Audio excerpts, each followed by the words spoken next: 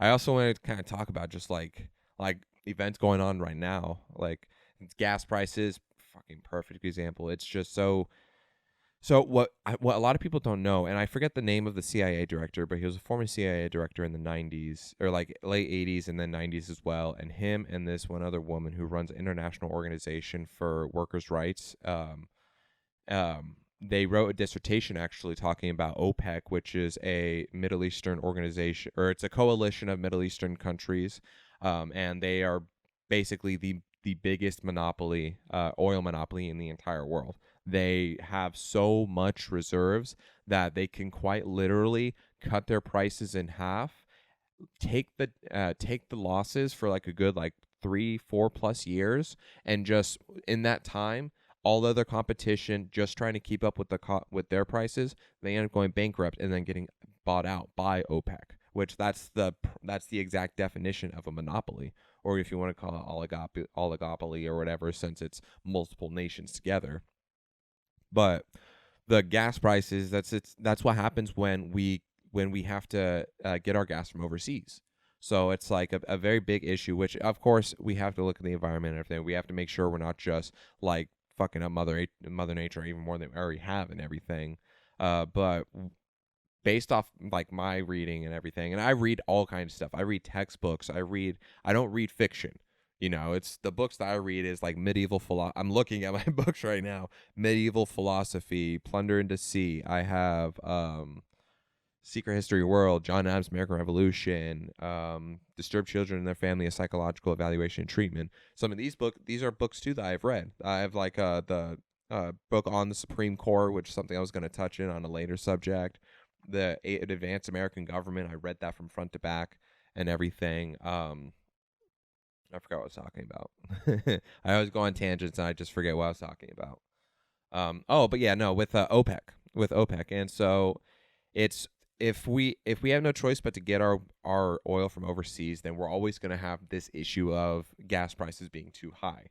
A very good example is actually the Arab oil embargo back during Richard Nixon's administration, because when the U.S. had given Israel foreign aid at a time that there was conflict with some of the nations that existed within OPEC.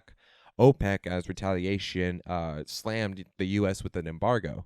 And you could talk to your parents. Anybody that has lived through, like, that were born in the mid 1900s or even earlier, they all went through this. So you could ask them for yourselves.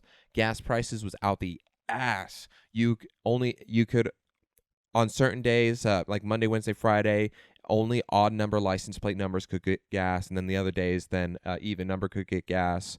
They had to they had a limit how much gas they could distribute because so many people were stealing it. People were literally stealing gas from gas stations. They were siphoning gas from people's cars during the Arab oil embargo because gas prices was just raging out of control and everything. And Richard Nixon, he tried to initiate a fixed pricing on it, but that's not how economics work, because fixed pricing is a property and an element of like so, of in co- of a bleh, of an economy that exists within a socialist government. But fixed pricing doesn't work at all, because what happens is that the way that the price and the demand works is that the higher the price is, the only way to counter the high price is to lower the demand. And then when the demand is lowered, the price in order to sell has to lower as well, or else they're just going to lose money on this. But if the price is high and if the demand is still high, then it's not going to work at all. The higher the demand, the increase in price, the lower in demand, the lowering in price. And that's just how economics work. So Richard Nixon tried to initiate fixed pricing, which just made it worse. And it was just the only solution at that time was to carpool, drive less, ride your bike, walk more. That was the only way to do it. And that was more so on a societal level that we had to do that on.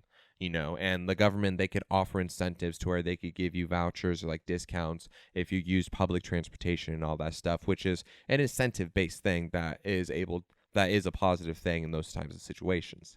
So like in this time now, the only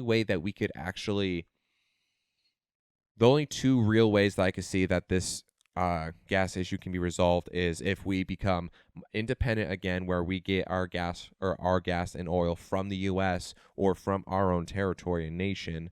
Obviously, have it to where it is properly regulated and stabilized. That's not truly harming the environment, and there's no toxic waste or anything like that. But make it to where we're more independent, so we could handle our own pricing. We don't have to go based off of overseas prices that ends up costing us more money, because that's what's happening now as a result. Even if it takes like 2 to 3 years for like that pipeline to be built, for example, at least then we'll have access to independent oil. But other than that, we become purely electric. But at the same time, that comes at a cost, because in order to run those electric companies, or these electric, just these fucking monopolies in electricity, you use fossil fuels to be able to run and produce that. There are natural ways yet, but the natural way still isn't advanced enough yet, versus using oil or fossil fuels. And then at the same time, look at lithium mines. There's also very, very strong backlash as well to lithium mines as well, because how what it does to Earth itself, and the fact that I forget, it's there were certain properties with the lithium ion as well that could also be very hazardous and toxic waste, if I remember correctly.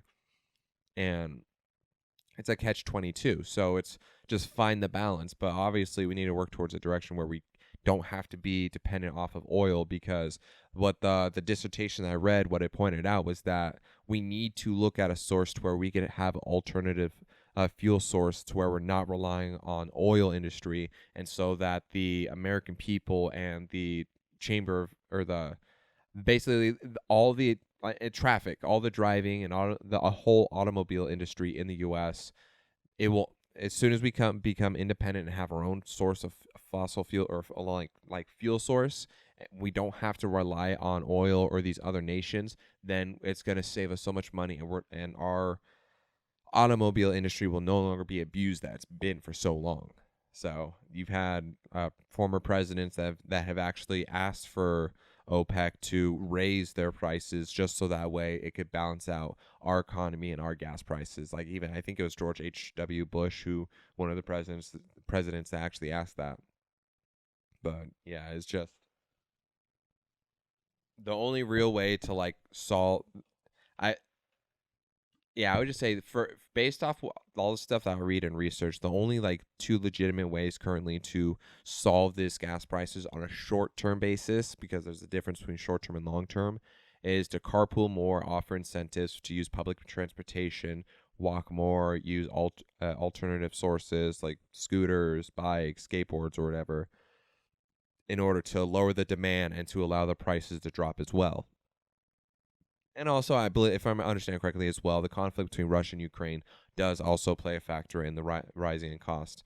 Because also, too, since we have the U.S. that's pretty much allying with Ukraine, Russia is allies with OPEC, and so Russia can collude with OPEC to go ahead and slam us with higher oil and gas prices, which is what we're experiencing now. So that's another factor. But we need to limit how much driving, how much consumption of gas, and lower the demand. And then, what was the second one again that I was going to say?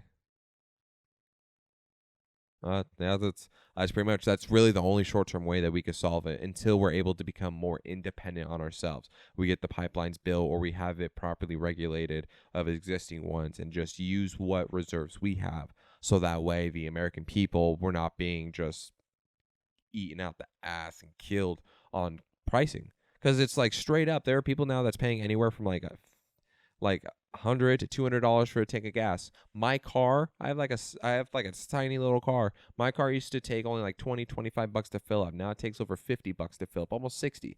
And it's, you got now upwards of spending over $600, or even over $1,000 on gas just every month. And it's like, how the hell are we supposed to keep up with that and be able to live a actual life?